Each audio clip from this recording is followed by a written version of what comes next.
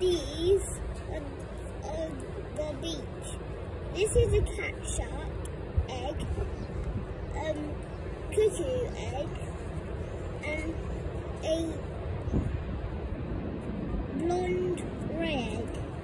And they have, so with this one, the blonde, you would mostly see these thin ends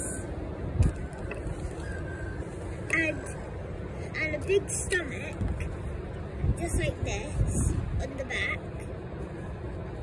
And they're so squishy and satisfying just to watch pop out. I'll show you. These are all related to sharks. And just remember, the big one always has the thin ends. And this one mostly has the curved end. If there's anything in it, make sure to return it back to the water. But it's not like these ones. These ones have been already opened.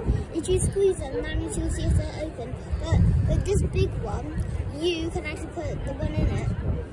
Remember to like and subscribe, and let's hit 10 million subscribers.